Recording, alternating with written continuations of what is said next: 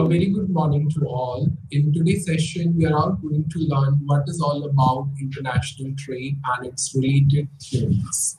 So let's begin with the meaning of international trade. So international trade, in simple sense, international trade refers to an exchange or a trade of goods and services between two and more nations. That is exactly called the international trade. This type of trade always contributes and increases the economy of the world, which ultimately relates to the traded commodities in the form of television sets, clothes, garments, machinery, any type of the capital goods, any food material or raw material, etc., to assemble or to prepare or to make up a finished product. When we talk about exceptional cases, international trade, when the international trade has become increased, the services as well as such as the transportation, travel, banking, insurance, advertising, promotional activities, warehousing, distribution activities, it automatically increase. So when there is a trade increases internationally or at a global extent, the services related to the foreign transportation, travel, tourism, banking, warehouses, or any other type of physical distribution and advertising services will automatically increase. So when there is a recent development in any of the foreign trade or any of the foreign investment, the ultimately the production of such foreign goods and services which are related to the television sets, which are related to the machinery, plant, furniture and fixtures, it automatically the production of such goods will become increased in an international country. So, to conclude this particular concept, the international trade is exactly refer to the exchange of goods and services between different countries, and such trade will ultimately increases the world economy. Now we talk about what are the reasons for international trade. So these are the four main reasons that international trade would be possible just because of these particular factors. The first one is production. So for any single country or for any country, it is not possible to produce equally at a least cost. And that is the main reason that international trade is always considered when there is a production of the goods and services between the different nations. So that is the main reason to produce equally at a least cost. The concept of the international trade would exist or considered into an account. The next one is factors of production. So when we talk about the factors of production, which includes labor, capital, raw material, land, for producing or for the purpose of producing the same goods and services which are available in different countries at a different rates, then the international trade, the concept of international trade would exist. The next one is cost of production. Each country finds it very difficult, very challenging, and very adventurous when to produce those goods and services which are in demand, which can be produced efficiently, and the rest of the activities which assign or which are willing to produce in the other countries at a very least cost. So that is why the international trade will always support and help when it comes to the reducing the cost in respect of the producing the various types of activities, the goods and services to different countries or to other countries at a least cost. The next one is resource distribution. When we talk about the modern times, when we talk about the frequent times, the companies always face the problems when there is a limited natural resources. And unfortunately, there is always an unequal distribution of such resources in the country. And as a result, international trade will always helps to equalize that the natural resources which are available at a very limited extent in a particular country. So in this way, the different countries will always come together and help the the supply of the natural resources in that particular country which are actually facing a shortage of such resources, and ultimately that international trade will also exist in this particular way of distributing the resources. So these are the four factors which includes production, the factors of production and its cost, and what how the resources would be distributed. We can take up an example that why the international trade would come into existence. So there are different countries who are very specialized in their own sectors or different sectors. So like we can talk about India. So when we talk about in Indian scenario, the Maharashtra, the West Bengal, Haryana, Punjab, and Kerala is always specialized in different sectors. So when we talk about Maharashtra, is always involved in textile. When we talk about the West Bengal, is jute products. Haryana and Punjab, we talk about the food products, mainly involved in the agricultural products. So when we talk about the Kerala, it always famous in spices products. So the same categories is also categorized for other countries as well, where the different states of different countries would also involve in different sectors, and accordingly, that in that particular sectors is mainly known by such states in different countries. So that is why the international trade is always considers into account, and the mainly the four factors of production is always used to produce that the same goods and services at a different rates into different countries. So when we talk about the cost of production, it always come up to the least cost when the rest of the activities which are not being produced efficiently. So these are the reasons for international trade.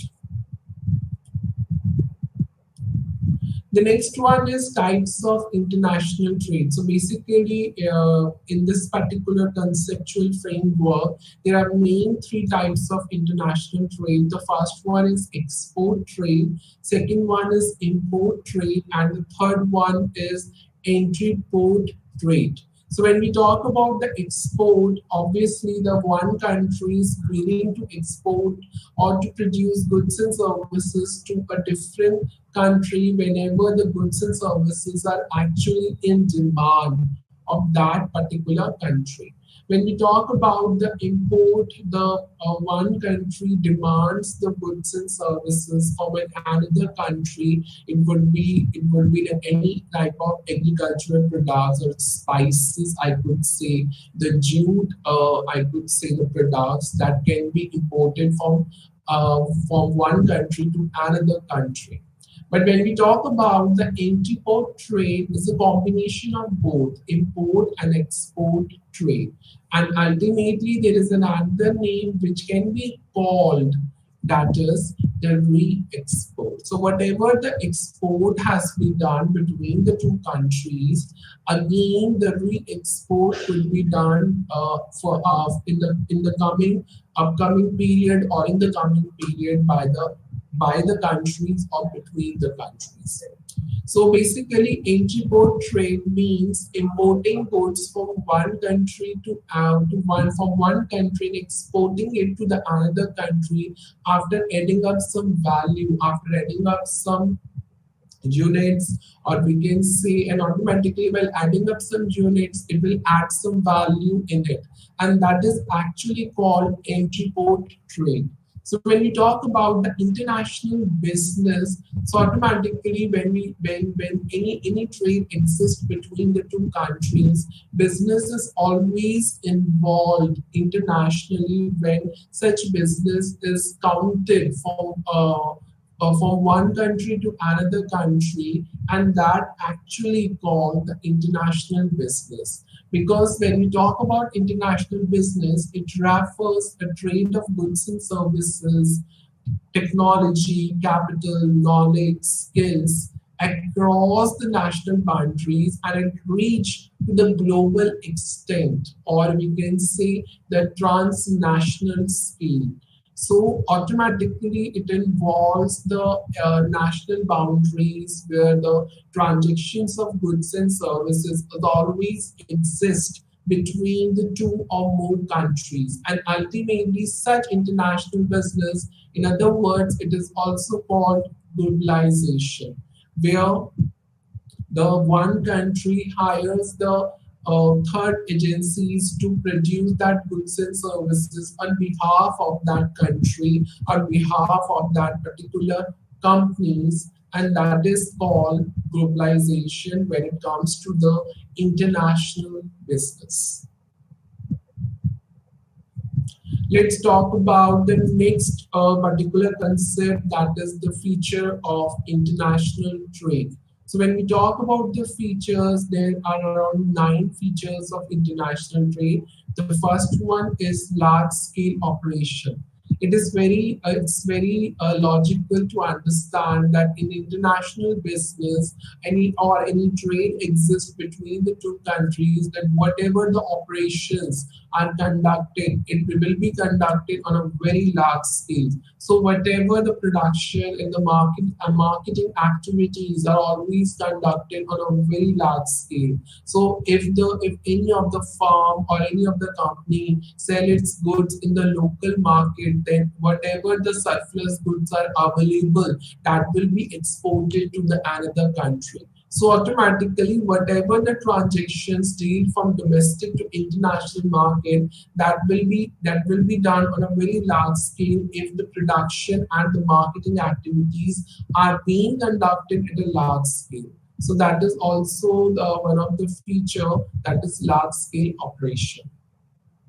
The next one is immobility of factors. So when we talk about immobility, so we are talking about the main factors of production, that is the capital and the labor. And automatically, when we talk about the capital and labor, they are actually the less mobile between the countries than within a country. Why? Because it is a less mobility of capital and labor between the two countries, because there are legal restrictions, there are legal prohibition of their movements between the two countries, and it always due to the various factors or differences in the cultural and the social environment, economic condition, what could be the geographical factors are always involved in that, and that's the main reason the capital and the labor are actually less mobile between the two countries due to the legal restriction. It could be a social, it could be cultural, it would be legal, it would be economic, it would be geographical factors, and that is the main reason it is relatively less mobile or less you can say connectivity between the countries rather than within a country. So the next feature is heterogeneous markets. When there are plenty of the buyers who belong to the different countries, And of course, their trade, their taste, their preferences, their belief, their purchase behavior are ultimately different.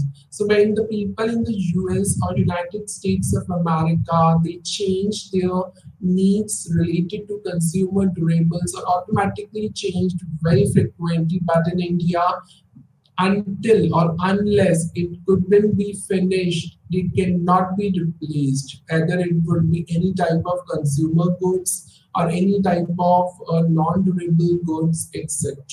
So such differences and these differences between the different countries will make it very difficult to define or to design the products or any type of marketing strategies which are actually essential and appropriate or useful for all those customers who are actually reside in the international markets or for the consumers who belong to the different countries in the international markets. So that is the main feature of the international trade, that is heterogeneous markets, because the consumers who belong to different countries have their different taste, colors, preferences, beliefs, and purchasing behavior, and ultimately it automatically influences the design of the products and the marketing strategies which are actually necessary or useful for those consumers who are actually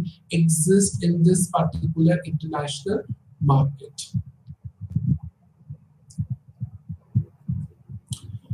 The next is integration of economies. When we talk about the integration, we talk about the combination of all those economies, whether it would be the communist economy, capitalist economy, socialist economies of many countries. So let's combine these economies of many countries. It could be combined when a particular country uses the finances of one country of another country, or any infrastructure used by one country from another country. So ultimately, it called an exchange of the finances from one country to another country, and which always helps to design the product in one country, produce its parts to different country, and assembles into another country. So automatically, it involves an international market when the particular product is designed at the headquarters of the USA, and it assembles or sell their parts to the another German countries and or European countries, and ultimately sell in India. So that's called international market, where the one product, we are talking about one product, and it distributed and assembled to different parts of the countries. That means it is an integration of the economies of one from one country to another country. Like we can take up an example is iPhone, Apple. So Apple is the main designing, everything is to be is in the US or manufacturing, then ultimately it assembles the product to a different parts of the country, and that's ultimately called international market. When we talk about the dominated by developed countries and so automatically, when we talk about the international business, it always dominated by the developed countries and the multinational corporation. We can talk about the USA, we can talk about the UK, we can talk about the Europe, we can talk about the Japan, who always have a fully control over the foreign trade. Why? Why it has a control over the foreign trade, a fully control? Because they have their own financial, own human, own technological, and the research and development resources. And that is the main reason it is dominated. Automatically it means a fully control over the foreign trade, and that is the one of the main feature of international trade, and how the international business has been fully controlled by all these countries, developed countries, rather than the developing countries.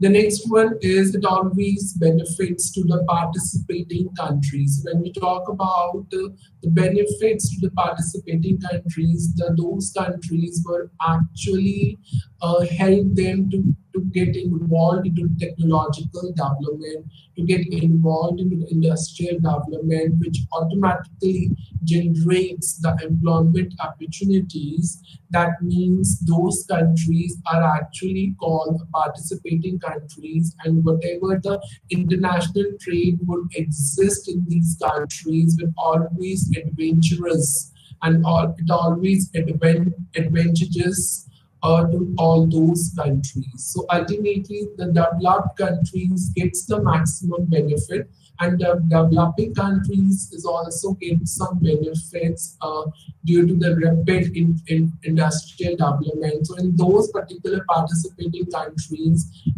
it leads to a rapid industrial development and the more employment opportunities, which ultimately beneficial to all those countries where the international trade are actually exist. Now we talk about the keen competition. So when we talk about the international trade, there are many competitors where the competition is actually very competitive between the unequal partners, either in developed countries or developing countries.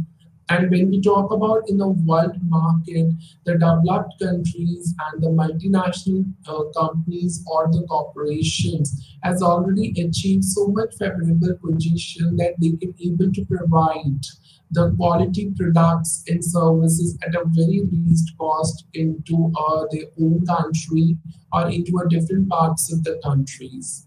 So when we talk about the developed countries, they have many contacts in the world market, but when as compared to the developing country, it is very difficult for them to face off the competition from the developed countries due to some lack of resources. It could be the human resource, it could be a marketing resources or skills, or it could be a technological resources. So sometimes it would be very difficult to face the competition when a particular competition is compared from the developed countries. The next one is increased investment opportunities. So with the help of the globalizations trend, the companies can able to move their capital to whomsoever the country offers the most attractive investment opportunities. And this ultimately helps to build up their capital and you can say earn the maximum to maximum returns on an international perspective.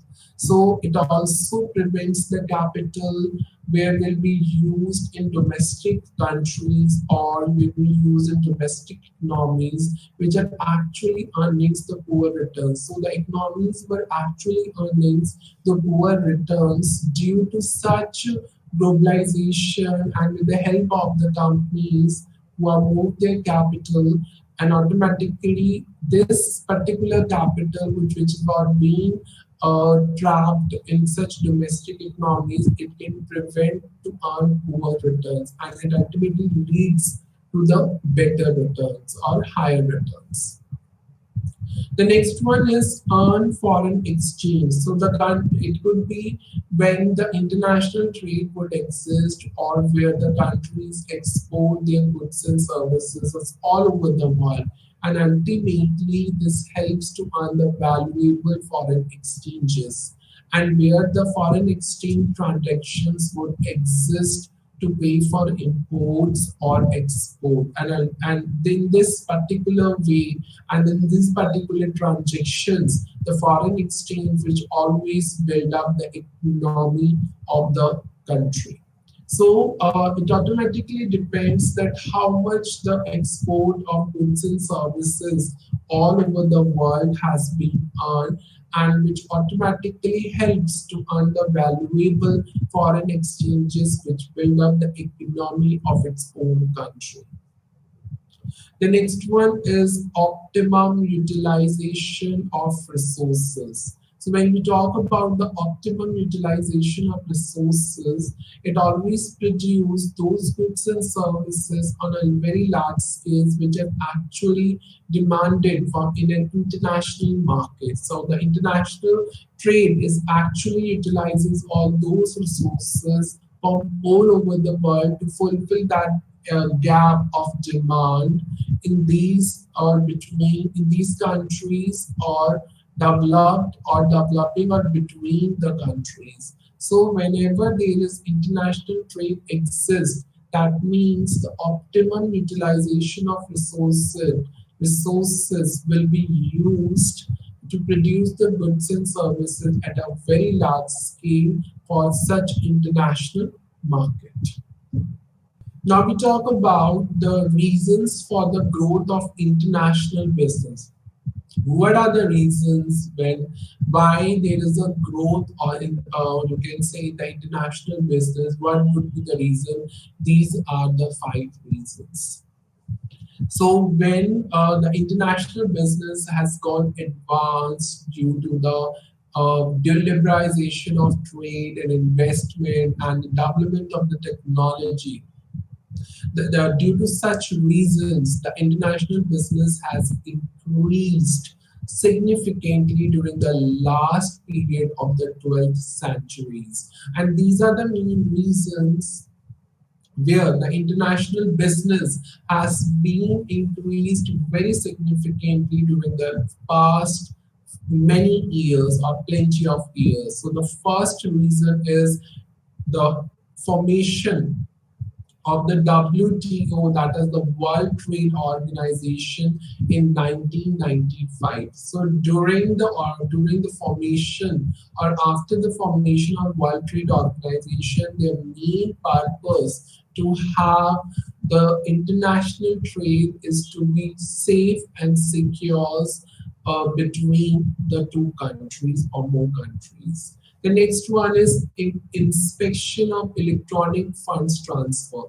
There should be a prior security when the any of the when or any of the electronic funds transfer transactions has been done between the two countries for imports. So there should be proper inspection when such transfer would exist or would going to happen between the two countries or more countries. The next one is the introduction of the euro to the European Union. So it is very important point when it comes to the growth of international business that when we talk about the European Union nations, there should be the concept of the euro has been introduced in such nations where the international business would exist. Technological innovation that facilitates the global communication and transportation. As one of the most important reasons is the technological innovation, which always facilitate the communication and how the transportation is to be done, that always facilitate by the international trade or business. And the next one is dissolution of the number of communist parties or markets. As a result, the more and more economies has been opened up and converted into the private businesses. So that is also the reason that the growth of the international business has been increased over the past years. So whatever the numbers would be, the communist market is always has been dissolved. So when it gets dissolved, the more and more economies will open up and turn and convert into the private business. And in this way, the growth of international business has been increased significantly during the past years. The next one is gains from international business. So automatically international business is not only beneficial to the developed countries, it also beneficial to the developing countries or the participating countries when the one country automatically sell their goods to domestic markets, and whatever the surplus has been left, it will be exported to the different countries that actually make a better market, or you can say a better place where common transactions of such market would takes place. Similarly, it also helps a country to import a commodity which is not being produced or can produce only at a high cost only. And that is the main reason that Adam Smith always suggests to have a free trade, or whatever the gains to you can say occurred or happened to all of the countries can be maximized, and some of the gains or important gains or benefits to the countries are international specialization. Every country is specialized in their own different sectors, and if they are specialized in their different sectors, so automatically the different countries who have a shortage of such sectors definitely come forward and involved in international trade by following up the regulations or legal conditions of that particular country. So this is also the one of the gains from international business, where all the countries or more countries would get involved into such sectors. Next one is equalization of prices. So when we talk about to involve into an international business, the prices will be equal or equalized when it comes to the selling the goods and services to the opposite or to different or to a different or another countries at a minimum cost. The next one is equitable distribution of scarce resources. So when we talk about equitable distribution of scarce resources, so any countries who are facing the materials or shortage of materials, or the materials at a limited or a shortage extent, then ultimately international business will always helps to fill shortage of the resources or the natural resources or the materials, and it will distribute whenever there is need arise for selling of the products.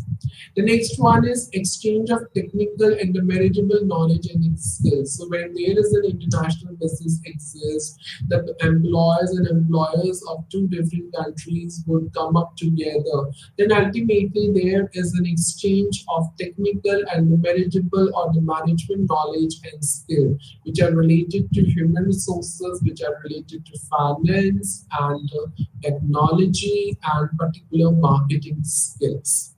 The next one is comparative cost advantage. So when we talk about comparative cost advantage, so when the two countries, then the cost of two countries would get compared, then ultimately it could be a better off for the both the countries, or in other words, I could say the revenues of both the countries in a particular import or export could be advantage to both of them. That is comparative cost advantage. Now we talk about the barriers to international trade. We talk about the social and cultural differences, and ultimately, this is one of the major issues and one of the problems in international markets, that the cultural differences. So automatically, it's not free from such cultural diversity. When we also talk about the any of the markets who are in the foreign countries are not free from cultural diversity. So this is also the one of the issues of the differences in the terms of cultural and social perspective.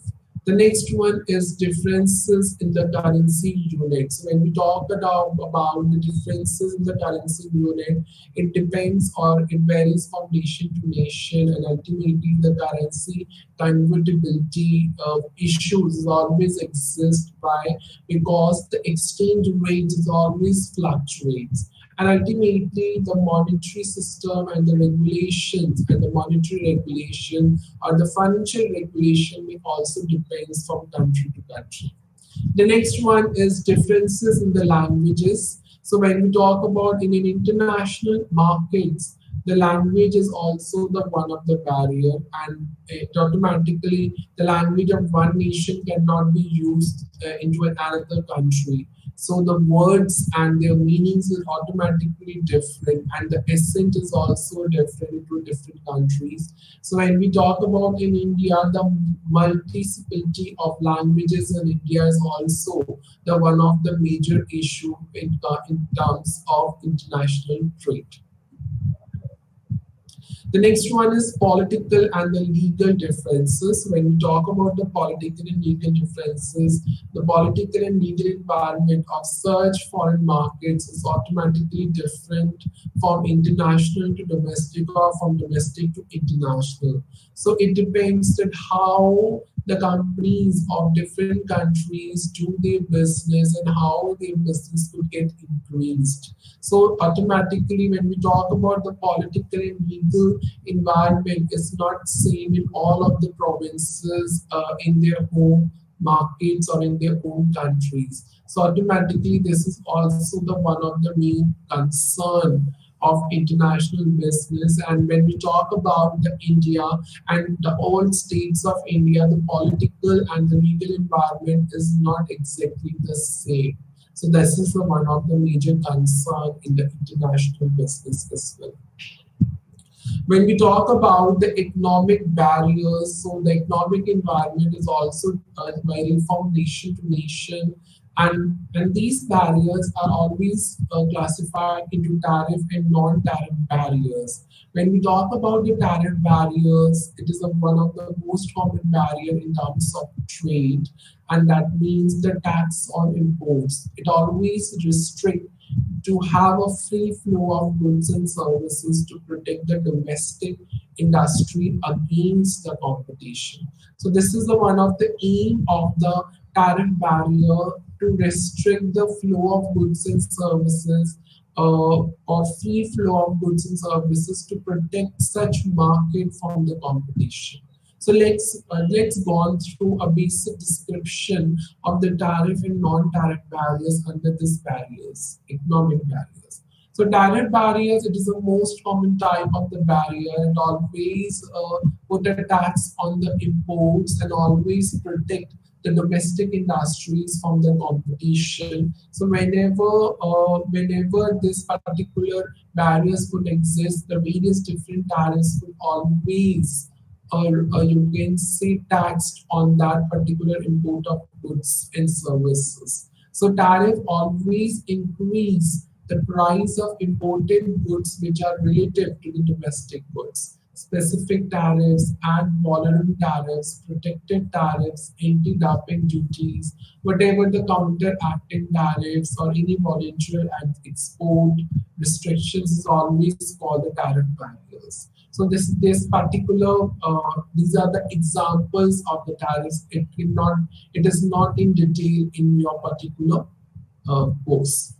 Non-tariff barriers is also called a trade restrictions, which always imports a control on that imports, and it always are one of the most important issue which an international marketer faces when we talk about the quantity restriction. Quantity restriction in these particular country, there is restrictions of the quantity that only a limited quantities will be export and import. So import quotas and licensing on such good will always imposed. Then we talk about the forex restrictions. We can talk about the exchange control like FEMA. There is a foreign exchange management agencies where the forex transactions would be restricted. The next one is technical and administrative regulation will be imposed. Consular formalities, any preferential arrangements has to be done on imports to control over it at a full extent. So these are the barriers, whether tariff or non-tariff, which always exist when it comes to the international business. Now we talk about the foreign trade and economic growth. So there are different ways where the foreign trade or international trade has contributed to the economic growth of the economy. So the one of the primary function of such foreign trade is to how to explore the procurement of goods and services without any further development is going to begin. So this is how it contributes to economic growth when there is more and more import of capital goods where no further development is actually required. Next one is capital. It always makes capital available through international investment. So when the investment would get increased at an international extent, the capital will also get increased. The next one is foreign trade. It always enables to a flow of modern technology, which ultimately increases the productivity. Foreign trade, it always generates pressure for a time being or for to have or to adapt some changes from time to time. It could be through the competitive pressure from imports, a pressure from an export market, or to allocate the resources at a better scale. So these are the particular four main reasons where the foreign trade has more contributed to the economic growth of the country. Next one is always exports, full utilization of the capacity when it comes to the economies of scale, how they separate the production pattern from the productive or domestic demand. Foreign trade will always increases the workers' welfare at a larger scale. So it means that more and more exports would exist. So definitely it leads to the higher wages and the workers are become more and more productive and they are ready to produce more and more, which ultimately increases its own value. And it also increases the technology transfer from industrial to developing countries as well.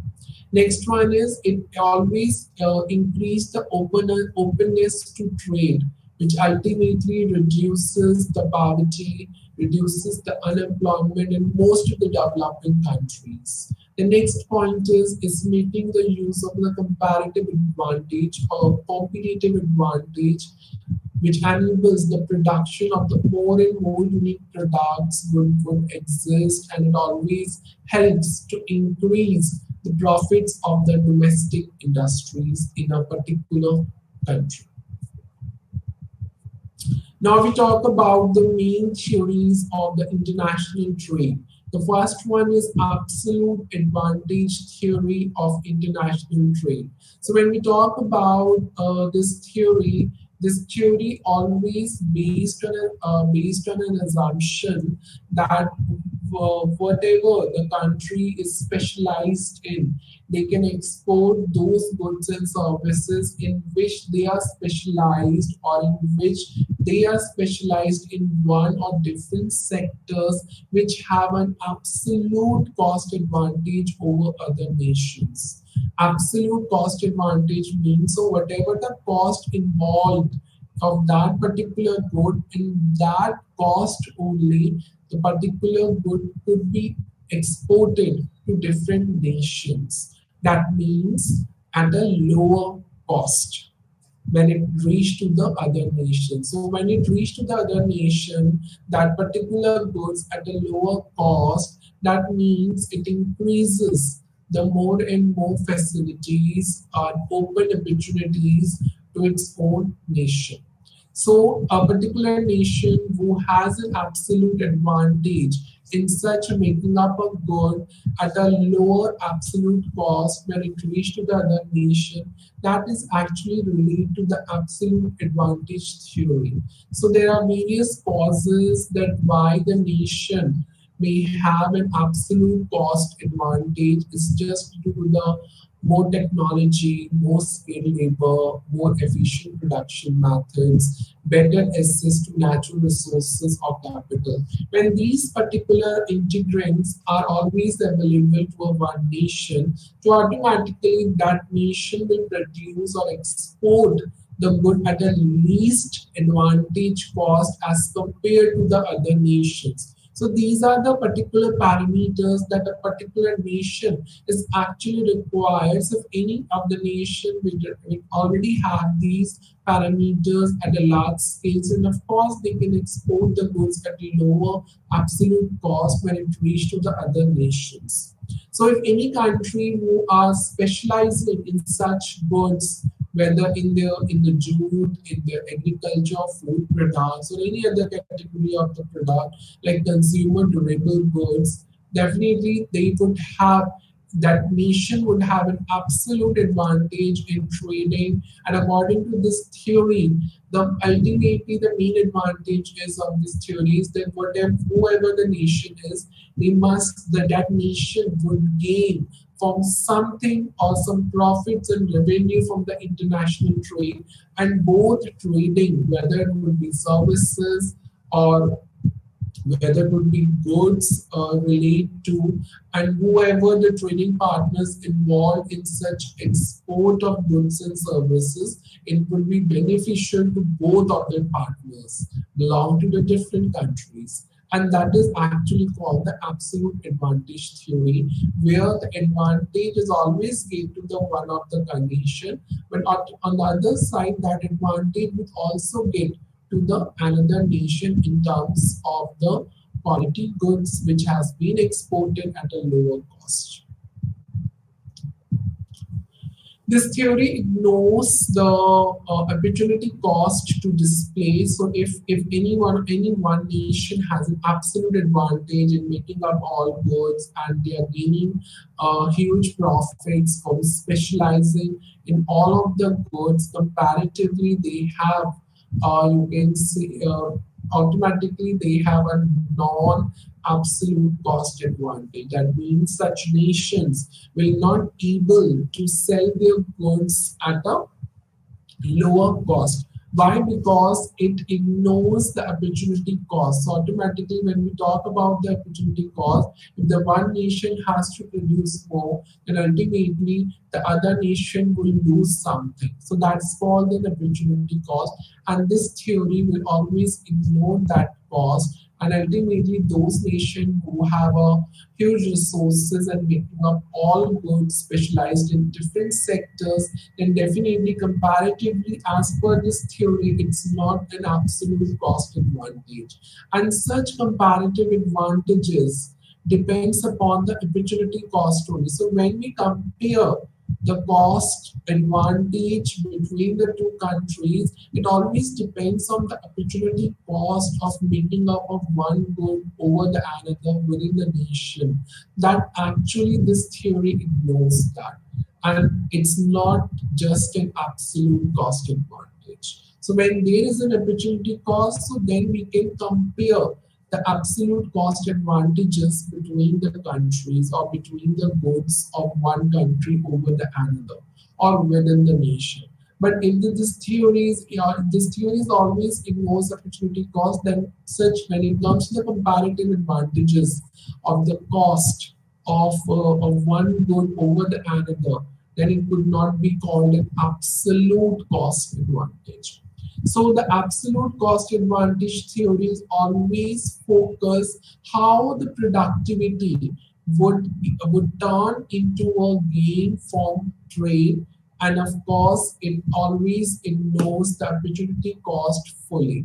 So whatever the comparative advantage theory provides a complete. So when we talk about the comparative advantage theories, it always provides a complete base from an optimal field and trade. And this particular theory, absolute advantage cost theory, which actually ignores such opportunity cost concept, and of course when it missed and ignored, then there is no comparative advantage theories exist in this particular framework and which always provide a complete base for optimum field and trade. The next theory is mercantilism theory of international trade. This theory has been dominated and developed by the Western European nation in 16th and 18th century. It always talk about the nation wealth and power in the form of gold and silver, and the favorable trade balance is always been seen in such Western nations to gaining gold and silver.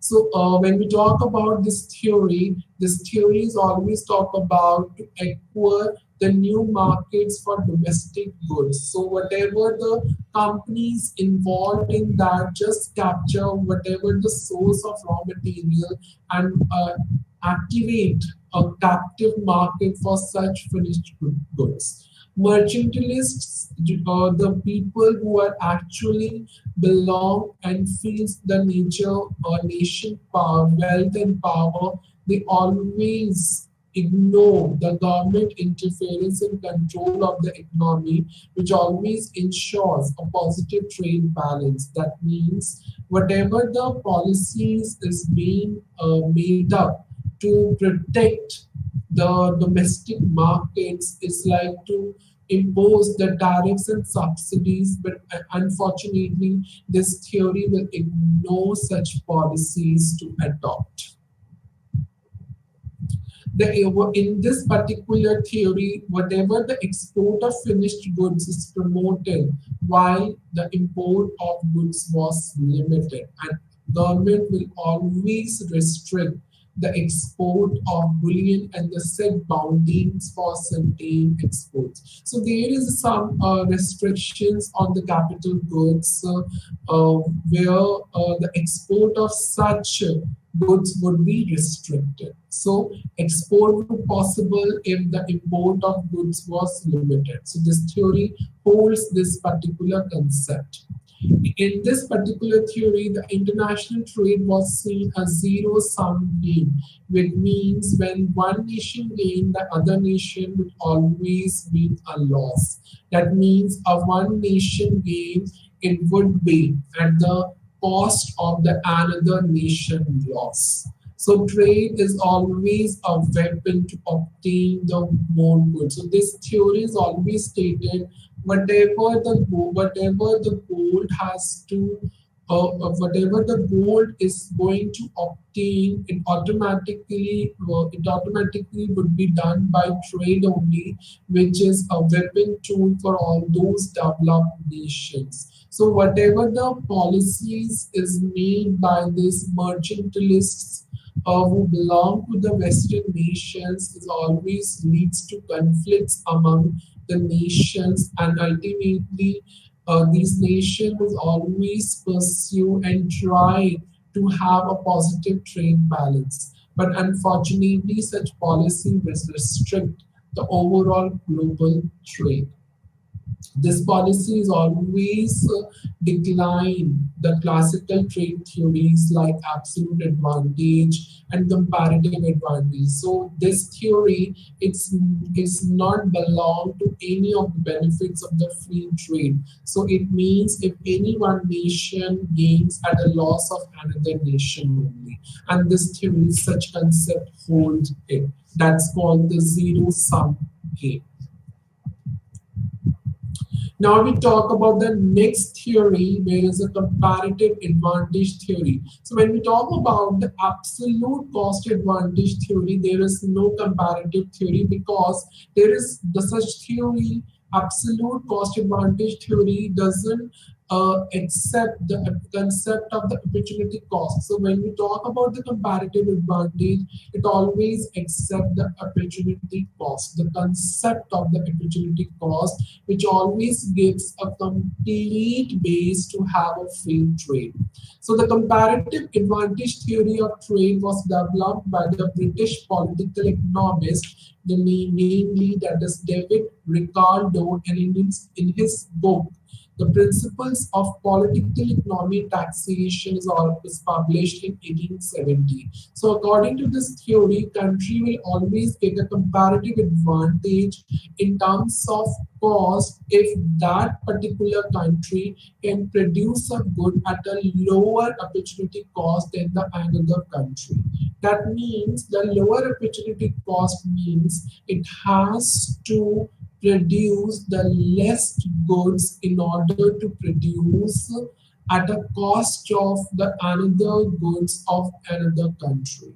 So that is called the opportunity cost, the one good where the units of one good has to lose to gain the additional units of another goods. So automatically then the comparative advantage theory would exist where the comparison of the cost would always there from one nation to another nation. So comparative advantage theory would exist if a particular nation can produce a good at a lower opportunity cost than the another country.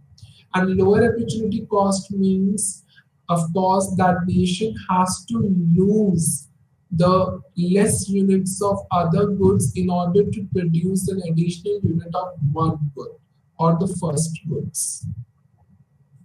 Assumption of this theory, trade would take place between two countries only, let's say England and Portugal, and these two countries would involve in trading of two commodities, say a cloth and wine, and the cost of production of these two goods in both countries is always expressed in terms of labor only.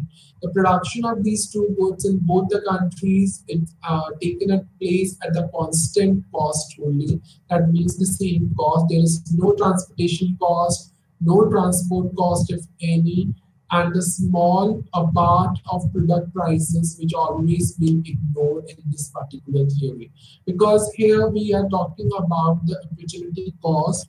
A lower opportunity cost could be decided to produce that good than the other country, and the lower opportunity cost means to lose out the units of the another commodity to produce more and more unit of the first good. So if we talk about the cloth and wine, so to lose out the units, the more and more units of wine to produce the more and more units of cloth.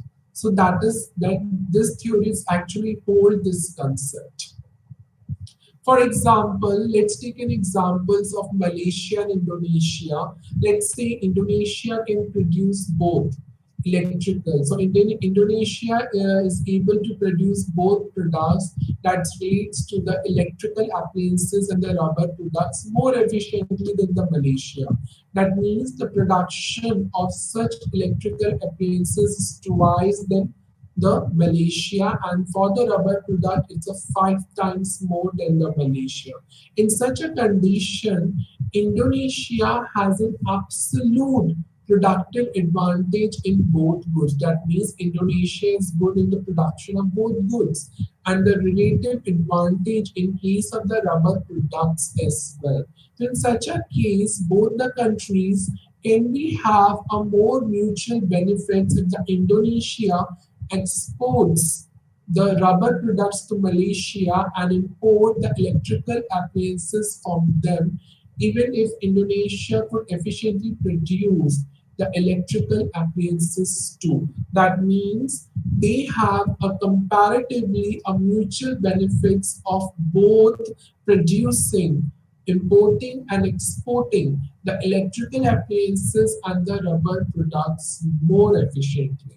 So there is a comparative, you can say, advantage theory where the two countries which belongs to the two products have a mutual benefits to both of the countries, where the Indonesia were always expertise and specialized in two commodities or two products. So in this such particular scenario, the Indonesia export the rubber products to Malaysia and import electrical appliances from them, even if the Indonesia produces such electrical products efficiently.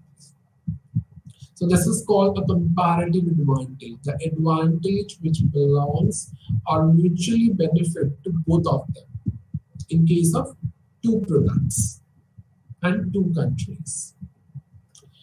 Now, the last theory is a Hexlisser-Onchian theory, which called, in other words, we call the factor proportions theory.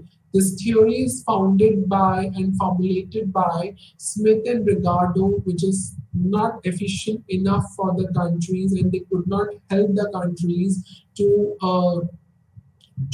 formulated this theory where the actually the whatever the product has been determined and formed would benefit the country or not.